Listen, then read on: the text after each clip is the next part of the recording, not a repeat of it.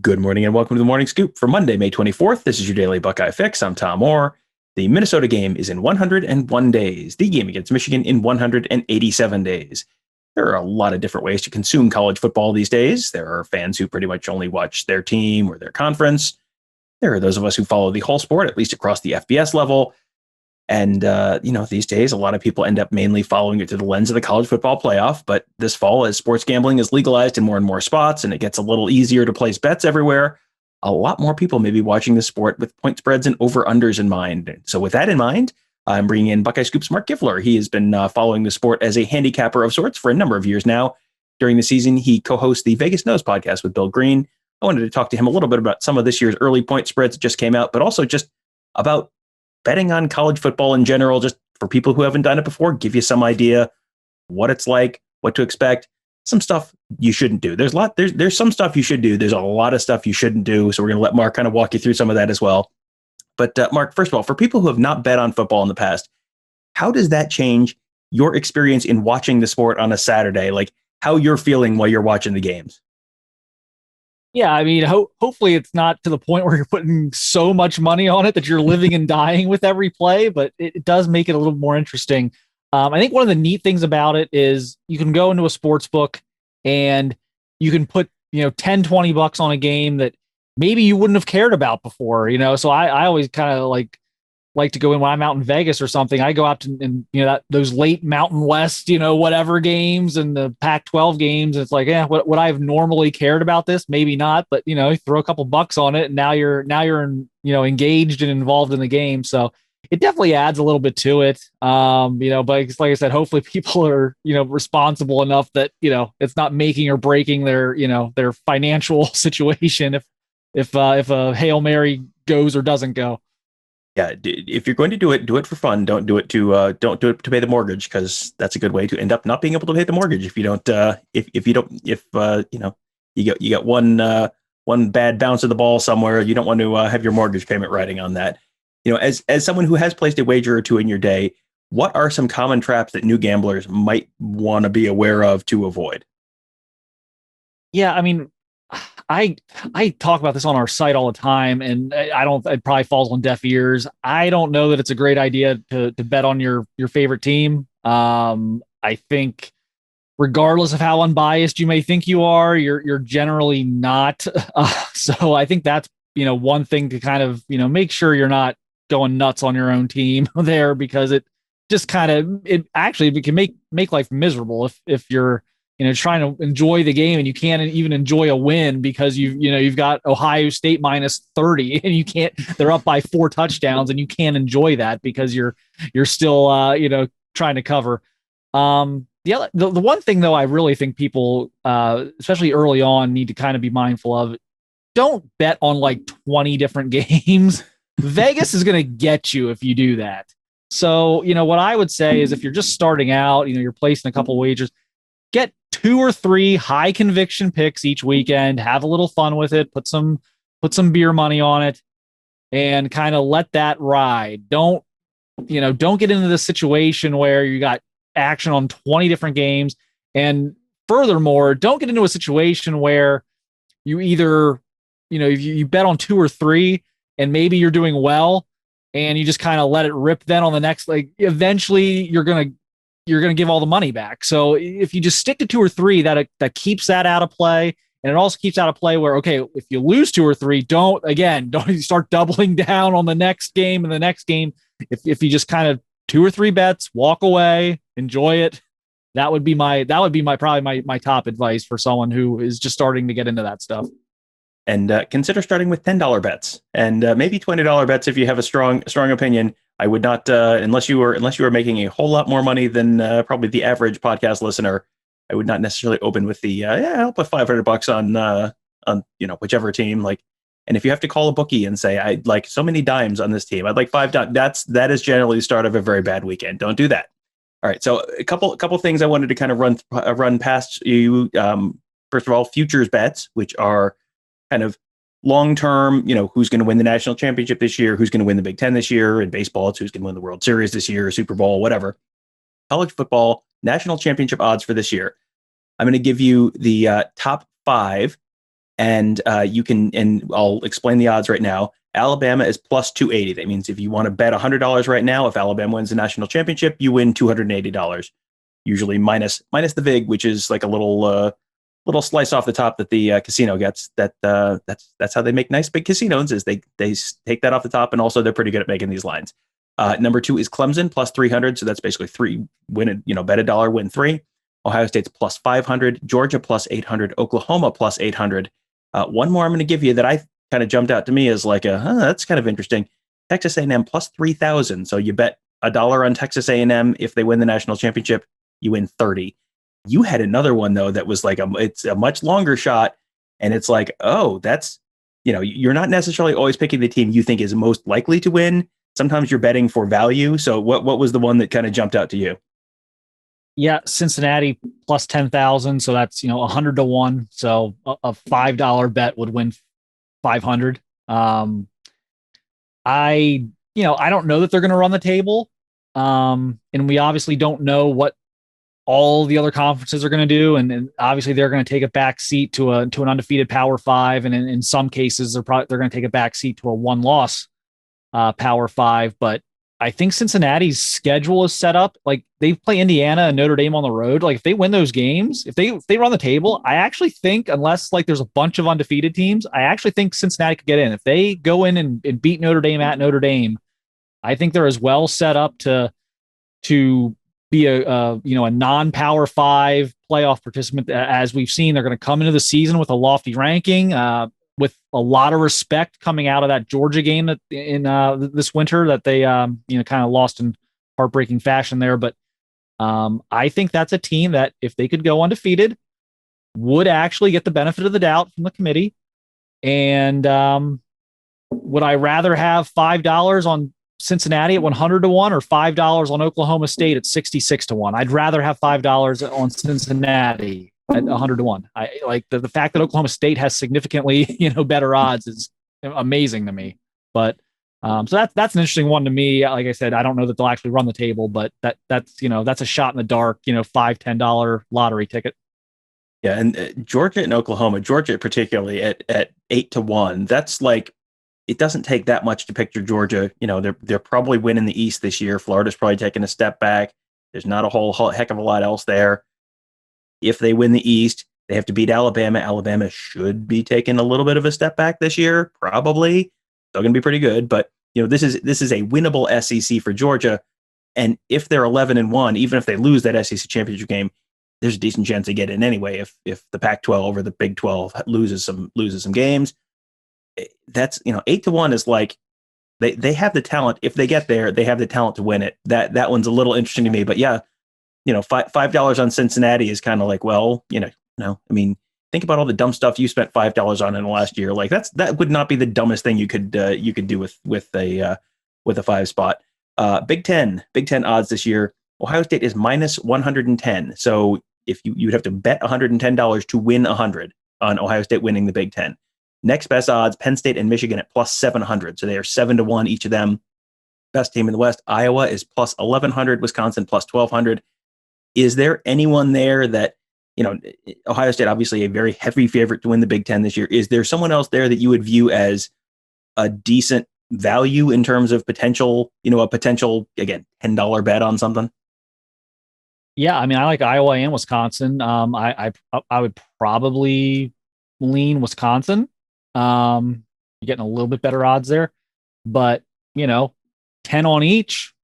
And if Ohio State gets upset in the Big Ten championship game or something like that, you still get some cash. I mean, that's a pretty good emotional hedge for Ohio State fans. But yeah, I think both of those teams would either have a great chance to beat someone that's not Ohio State coming out of the East, or as a puncher's chance, a 12 to, one of them's going to get there. I think those two are going to be the two. Then you've got a 12 to 1, puncher's chance against, 8%, whatever it is, that would make it to beat Ohio State. I mean, I think that could happen. I mean, look, we've seen Iowa beat Ohio State before, a worse Iowa team than what they're going to put on the field. So, those are two that kind of jumped out to me. I don't like the rest of the East. I find it hard to believe Ohio State's not going to get to the championship game. And I don't trust Michigan or Penn State this year. But yeah, I think the West, someone's gonna have to come out of there, and then it's just a one game, anything can happen scenario to beat Ohio State. Well, and the interesting thing is, if you were gonna, you're just gonna bet just the Big Ten championship game, just on the money line. So like, this team pulling an upset, those teams are probably plus 400, something like that in that game. Not so you get those odds again. Yeah, you're getting a pretty good premium on, if you're pretty confident those two teams are going to be the ones that get there. In terms of value, that's not a bad thing to look at. There are 4 Ohio State lines that are out right now. They have not released the lines on every game. Just the early ones are just kind of some of the bigger games of the year. So there are 4 out. They are all within 1.5 points. So you tell me which of these is the line that jumps out to you, either as jump on Ohio State potentially or jump on the opponent. If there's any of these that seems like the most, the most likely to cash. Ohio State by 10 against Oregon, Ohio State by 11 at Indiana, Ohio State by 11.5 against Penn State, Ohio State by 11.5 against Michigan. That one opened at 10 and has already moved to 1.5. Is there any of those that you look at? And these are point spread bets. These are not, you have to just pick the winner. So Ohio State would have to win, not just beat Michigan, but beat Michigan by 12 points or more in order to win. So are there any of those that seem most likely to be either a win or a loss if you're betting on Ohio State? I mean, I like the Michigan line, and some people might not like that it's actually moved from 10 to 11.5, but that's honestly, that can be a good sign. I mean, it's the line came out too low. I mean, I don't know what else to say. They would have been much bigger favorites than that this past year. I don't think Michigan's going to have a great season. And then you look in the middle there, and Penn State and Indiana are historically, the two teams that probably have given Ohio State the most trouble really in the division recently. I mean, those two teams have squared up with Ohio State quite a few times in recent history. So those are a little high there. And then the Oregon game, I just wouldn't touch the Oregon game. I think there's too many variables to that to lay 10. But I like the Michigan line. I would anything under 2 touchdowns. I would like that right now. Yeah, Tony Gerdeman and I did a Buckeye Weekly show on when these lines came out sometime last week, and what I said to him is, okay, walk me through the scenario where Michigan loses to Ohio State by less than 10 points, and so I'll frame that to you. Walk me through the scenario where Michigan loses to Ohio State by less than 11.5 points this year. Like, what does that game look like? And does it involve Ohio State's team bus getting lost on the way to the stadium? Like, show me where that bet doesn't work this year. Yeah, I mean, it would have either Ohio State would have to come into that game having been decimated by injuries, maybe. I mean, throughout the season, or you lose, you're -3 in the turnover battle or something. I mean, it doesn't add up when you look at the teams player for player, and then you look at recent history. It doesn't add up. And I've historically been a take the points guy in that game. I just over the years, I think that was probably the safe play, but I don't think we're at that point in this rivalry at this point to just default to taking the points. I think Ohio State's 2-3 touchdowns better than Michigan on paper right now. There are a bunch of lines out right now. It seems like there's probably at least 4 to 5 lines for most of the different weeks of the season. Was there any one that really jumped out to you as, of all of them, like, hey, I'm looking at this line and I can't fathom how they think that this is the spread that it should be? Well, there were a few interesting lines when I was looking. It's always difficult because when you start projecting too far ahead, you can get into trouble, because if you put in something now, I mean, God knows what could happen. But, one game that I looked at nationally, I guess it is a Big Ten. There's a Big Ten team involved. Iowa +5.5 against Iowa State. And that game is always down to a field goal. And quite frankly, Iowa kind of, whenever Iowa State's supposed to win that game, they kind of don't. Like, Iowa always seems to get them when maybe they're not supposed to. And so I think Iowa's got a really good chance to win the Big Ten West. I think Iowa's probably a top 20-ish team this year. And, I'll gladly take the 5.5 in a game that I think they have a chance to win.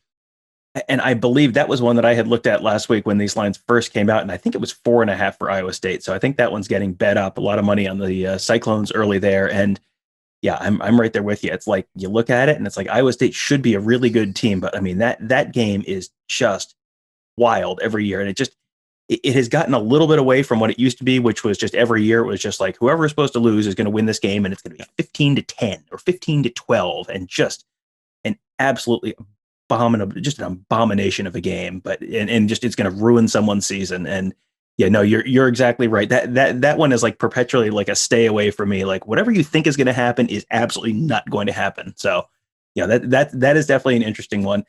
The one for me, it was another Big Ten game. Oklahoma by 18.5 against Nebraska. Let's play this game again. Walk me through the scenario where Nebraska stays within 3 touchdowns of Oklahoma this year.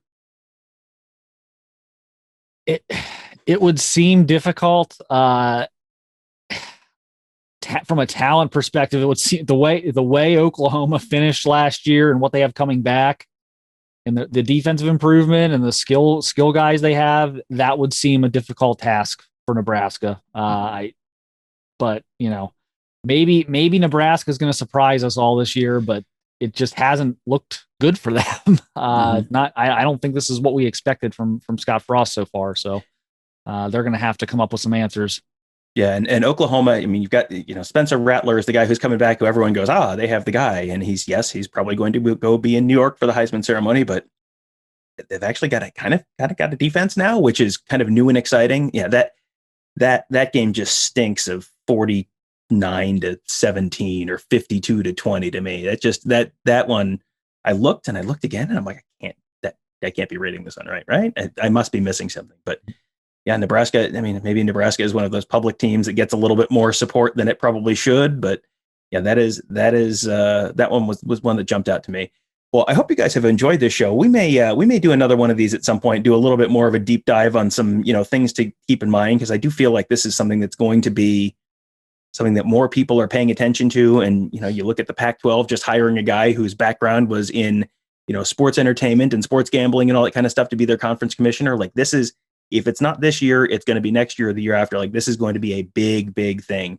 They just rebranded all the Fox Sports channels as Bally Sports, and there's going to be a lot of in-game wagering stuff happening in the next couple of years. Like, this is going to be one of these stories that just kind of keeps developing. And then all of a sudden, 5 years from now, watching a game is going to look completely different, because you probably have in-game wagering stuff on the screen. And yeah, it's coming. And I know it's probably seems kind of crazy for people who haven't been paying real close attention to it, but it's coming, I promise. So we'll try and keep you updated and keep you get you a little prepared for that. And yes, please gamble responsibly. Don't do anything crazy. Start with $5 and $10 if you want to do it, or just do it for fun and just keep track of your picks, and then see how you're doing, and then see if you are as smart as you think you are.